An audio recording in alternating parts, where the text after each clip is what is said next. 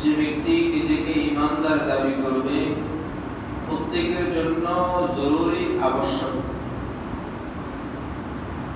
তাই সে সাধারণ মানুষ হোক অথবা আলেম হোক, যেই হোক, প্রত্যেকের জন্য জরুরি একটা বিষয়। এই জন্য আল্লাহ তাআলা কোরআন মাজিদের মধ্যে তাকওয়া অবলম্বনের কথা সূরা 84 বার আল্লাহ তাআলা কোরআন মাজিদের মধ্যে বলছেন। বান্দা যেন তাকওয়া অর্জন করে, এই কথাটা কোরআন মাজিদের মধ্যে 84 বার আল্লাহ তাআলা বলেছেন। এই জন্য আল্লাহ তাআলার কাছে তাকওয়া হলো সর্বোচ্চ, এবং ব্যক্তি মর্যাদার ক্ষেত্রেও আল্লাহ তাআলা তাকওয়ার দিকে দেখেন।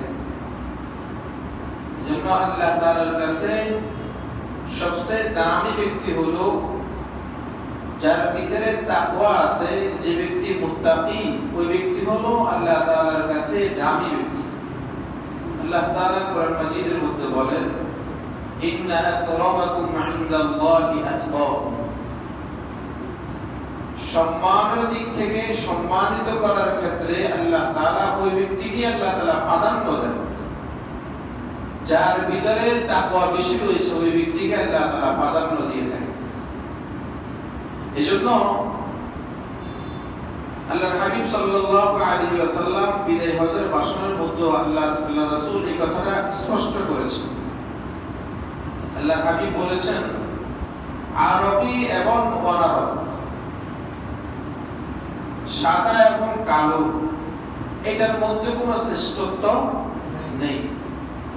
আল্লাহ হাবিব বলেন, লা ফাদলা লি আরাবিন আলা আজম। আজমিদের উপরে আরবীদের কোনো শ্রেষ্ঠত্ব নেই। ওয়ালা লি আজমিন আলা আরবি। আল্লাহ হাবিব বলেন, আরবীদের উপরেও অনারবীদের কোনো শ্রেষ্ঠত্ব নেই। আল্লাহ হাবিব বলেন, ওয়ালা আহমার আলা আসওয়াদ। কালোর উপরে সাদার কোনো শ্রেষ্ঠত্ব নেই। আল্লাহ হাবিব বলেন, আবার সাদার উপরে কালোর কোনো শ্রেষ্ঠত্ব নেই। কিন্তু শ্রেষ্ঠত্ব হলো একটা জিনিসের মধ্যে, সেটা হলো ইল্লা বিত্তাকওয়া, সেটা হলো তাকওয়ার মাধ্যমে। একজন মানুষ শ্রেষ্ঠত্ব তাকে বুঝে আসবে কখন, তার ভিতরে তাকওয়া যদি থাকে, তাহলে ওই ব্যক্তি শ্রেষ্ঠ। ব্যক্তি আরবী কিনা, ব্যক্তি অনারবী কিনা, ব্যক্তি সুন্দর কিনা, ব্যক্তি কালো কিনা, এটা দেখা হবে না। দেখা হবে একমাত্র কি, ব্যক্তির তাকওয়া দেখা হবে, তাকওয়া। এজন্য মুসলমান যদি, ঈমানদার যদি তার অন্তরের মধ্যে যদি তাকওয়া যদি অবলম্বন করতে পারে, তার অন্তরের মধ্যে যদি তাকওয়া যদি ঢুকাইতে পারে, তাহলে আল্লাহ তাআলা বান্দাকে যেই কোনো সংকট থেকে আল্লাহ তাআলা বান্দাকে উদ্ধার করে দেবেন। সুবহানাল্লাহ। বান্দাকে আল্লাহ তাআলা কি করবেন? উদ্ধার করে দিবেন। এটা আল্লাহ তাআলার ঘোষণা। এটা আল্লাহ বলেন, ওয়া মান ইয়াত্তাকিল্লাহা ইয়াজআল লাহু মাখরাজা। আল্লাহ বলেন, যে ব্যক্তি আল্লাহকে ভয় করবে, তাকওয়াটা হলো আল্লাহকে ভয় করা। যে ব্যক্তি আল্লাহ তাআলাকে, যে ব্যক্তি ভয় করবে, তো আল্লাহ তাআলা তাকে সংকটময় বিপদ থেকেও আল্লাহ তাআলা তাকে বের করে আনবেন। সুবহানাল্লাহ। আর ওয়া ইয়ারযুকুহু মিন হাইসু লা ইয়াহতাসিব। আল্লাহ তাআলা বলেন, তাকে আমি এমন জায়গা থেকে আমি রিজিক তাকে আমি দিব, যে রিজিকের কল্পনাও সে কখনো করেনি। সুবহানাল্লাহ। তাহলে এটা তাকওয়া অর্জন। তাকওয়া যদি অর্জন করতে পারি, এই তাকওয়ার দ্বারা আল্লাহ তাআলা আমার সংকট আল্লাহ তাআলা দূর করে দিবেন। আল্লাহ তাআলা আমাকে রিজিকও আল্লাহ তাআলা কি করবেন? দান করবেন। কোন স্বাভাবিক রিজিক না, এমন জায়গা থেকে রিজিক দান করবেন যেটা আমার চিন্তা ভাবনার মধ্যেও যেটা ছিল না। তাহলে আল্লাহ তাআলা কোরআন মাজিদের মধ্যে বলেন, যে ব্যক্তি আল্লাহ তাআলাকে ভয় করে, ওই ব্যক্তির জন্য দুইটা পুরস্কার রয়েছে।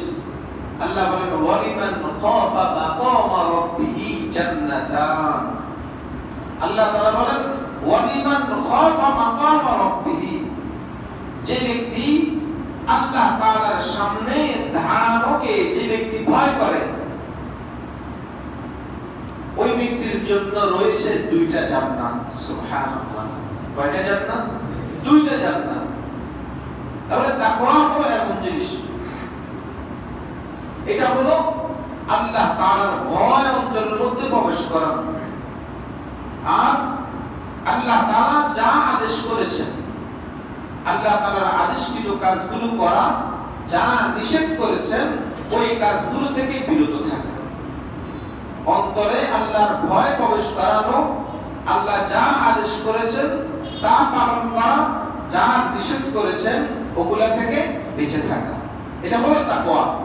এটা হলো তাকওয়া। তাহলে তাকওয়া